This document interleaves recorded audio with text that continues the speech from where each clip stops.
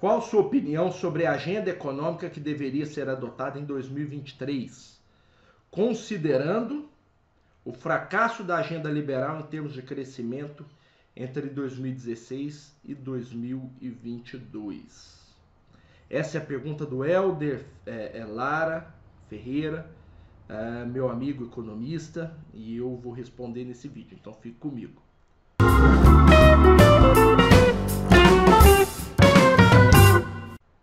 Olha, excelente pergunta do Helder, né? Uma pergunta a ser respondida em duas etapas, então eu vou começar respondendo sobre o começo da pergunta, o que eu acho que deveria acontecer a partir de 2023.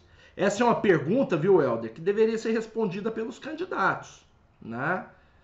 Eu espero que a eleição sirva para que os candidatos possam sanar essas dúvidas dos eleitores, para que os eleitores, inclusive, votem sabendo o que cada um pensa sobre o modelo ideal de desenvolvimento.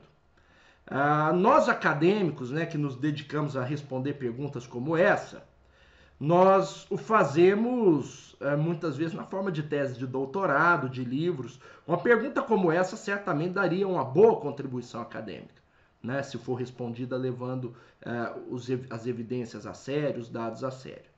Mas aqui nesse vídeo nós vamos sintetizar, nós não vamos deixar o público do canal sem resposta, não. A segunda etapa da pergunta, que é o fracasso do modelo liberal entre 2016 e 2022, eu respondo no final, tá? Mas não vou deixar nada sem resposta. Bom, começando então, eu penso que uma estratégia de políticas econômicas bem-sucedidas, elas devem atacar três frentes simultaneamente, tá?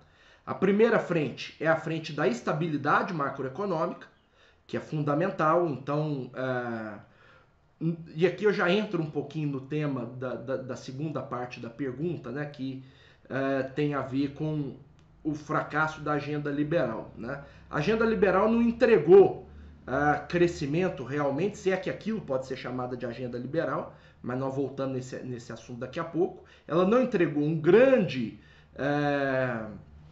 uma grande trajetória de crescimento da economia brasileira, mas ela estabilizou, ela em grande medida estabilizou macroeconomicamente o país, né? A inflação reduziu drasticamente, curva de juros, né? Isso eu estou falando pré-pandemia, tá?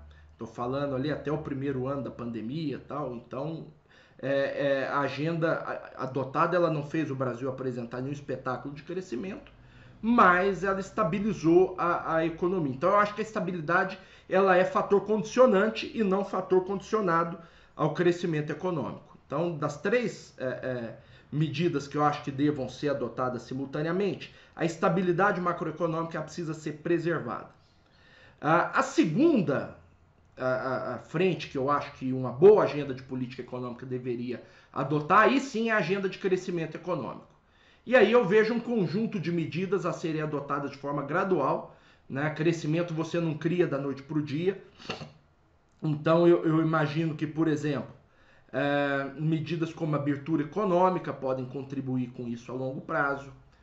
Medidas como investimento em ciência e tecnologia podem contribuir com isso a longo prazo, né? Marco regulatório, né? Uma questão importante.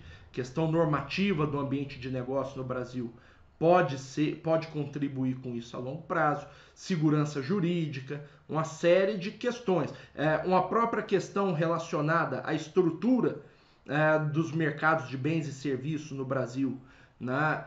Reduzindo concentração de mercados em vários setores, né? Por exemplo, não há nenhuma razão para que o Brasil tenha tanta concentração de poder de mercado em setores tão próximos à demanda, né, ao consumidor final, como o setor de alimentos, o setor de carnes, o setor de congelados, o setor de bebidas. Então não há nenhum motivo para que campeãs nacionais surjam em setores que, né, em grande medida, não tem nenhum apelo tecnológico, nenhuma necessidade de retornos crescentes de escala, etc. Então tudo isso precisa ser considerado. O terceiro fronte é o fronte da política social. Então, educação de base, né, preparar realmente educar as nossas pessoas, a nossa população para os desafios do século XXI. Né? Então nós temos deficiências estruturais no ensino, né? Por exemplo, matemática, o Brasil tem deficiências estruturais no ensino de matemática, no ensino de português, em um mundo que exige cada vez mais de trabalhadores que sejam capazes de programar, que sejam capazes de lidar com tecnologias avançadas. Então é difícil você fazer esse salto, entendeu? De pegar uma população que não tem, às vezes, competências básicas, na média, né? Pegar trabalhadores que tenham aí apenas habilidades, digamos assim, mais simples, e querer prepará-los para as demandas do século XXI, que são demandas que exigem serviços intelectuais mais densos, né? Então essas são as 3 frentes que eu acho que o próximo governo, não só o próximo, né? Aqui eu me coloco como uma agenda de Estado para ser abordada durante décadas aí, né? Então, estabilidade macroeconômica, crescimento econômico, um crescimento realmente sustentado pelo lado da oferta, né, visando ganho de produtividade, etc. E agenda social, né, desenvolvimento social, desenvolvimento humano, atendimento de saúde, atendimento de educação, enfim, assistência social, tudo isso precisa ser levado em consideração.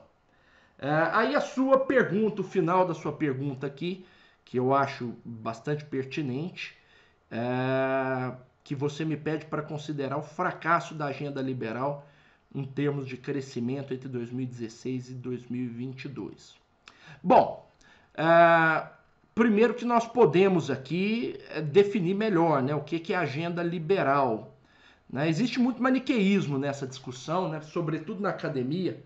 A academia, nas ciências econômicas, ela meio que se organiza em torcidas, né, em grupos, em feudos, em que cada um pode ali pertencer a um grupo, outro a outro grupo.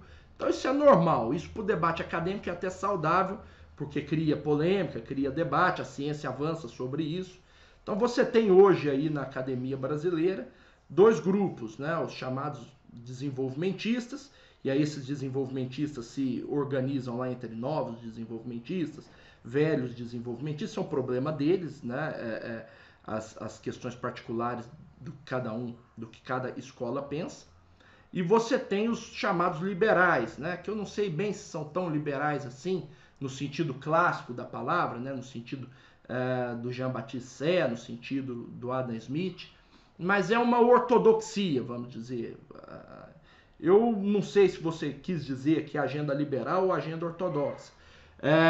Um primeiro ponto que precisa ser levado em consideração é a questão do crescimento econômico que você coloca. O fracasso da agenda liberal entre 2016 e 2022 no que se refere ao crescimento econômico. Bom, o fracasso em termos de crescimento econômico ele vem de antes da adoção das medidas que você evidentemente considera liberais. Então, você tem um arrefecimento do crescimento econômico já a partir de 2012 na economia brasileira. A economia brasileira tem uma década de crescimento da renda per capita negativo. Então, isso precisa ser levado em conta. Na verdade, as medidas liberais, né, elas vêm em grande medida, elas são propostas em grande medida como uma reação ao esgotamento, né, do modelo desenvolvimentista, da nova matriz heterodoxa lá do governo Dilma, que também não entregou crescimento econômico e desestabilizou um conjunto de outras coisas. De forma que a partir de 2016, as medidas adotadas ali, elas realmente não fizeram o país apresentar uma grande dinâmica de crescimento, mas elas foram capazes de fazer o país, pelo menos, estabilizar alguns indicadores importantes. Taxas de juros caíram, inflação retrocedeu largamente, poder de compra para os consumidores, né? Redução paulatina do desemprego, isso foi interrompido com a pandemia, né? Isso não tem, enfim, muito a ver com a agenda de medidas que foram adotadas. Agora, uma outra questão que eu considero, Helder, é a questão da... Eu acho que no governo esse tipo de coisa ajuda pouco, esse tipo de polarização entre desenvolvimentistas e liberais, né, entre mais heterodoxos e ortodoxos, ajuda pouco, porque, e aí eu vou recorrer ao Weber, né, que é um autor que eu gosto muito, porque no governo você vira e mexe, se depara com a necessidade de adotar uma ética da responsabilidade em relação à ética da convicção. Então, todos nós temos as nossas convicções pessoais, correto? No entanto, nossas convicções pessoais, muitas vezes no governo, né, no ambiente de decisões públicas que afetam ali a vida de muita gente, elas são confrontadas, né, pela necessidade de medidas que vão ao contrário daquilo que a gente acredita. Né? Então, muitas vezes a ética da responsabilidade confronta a ética da corrupção, a ética da responsabilidade confronta a ética da convicção. Né? Vamos ver um exemplo disso? Paulo Guedes em 2020 e 2021. Né? O Guedes, um economista assumidamente liberal, e aí o problema de você ir para o governo com esses rótulos, né, criticando os 30 anos da social-democracia anteriores, etc., quis a aleatoriedade do acaso que a pandemia caísse na gestão dele.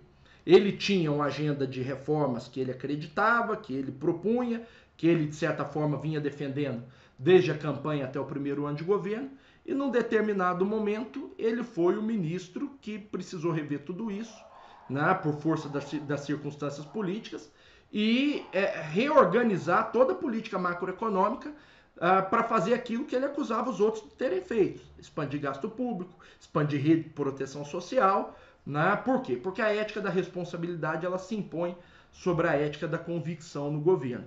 Não que eu acho que o Guedes tenha feito um excelente trabalho. Né? Eu acho que o Guedes deixou muito a desejar, eu acho que o Guedes demorou muito a perceber que o momento requeria um outro ferramental que estava dentro do arcabouço ideológico que ele carrega, né?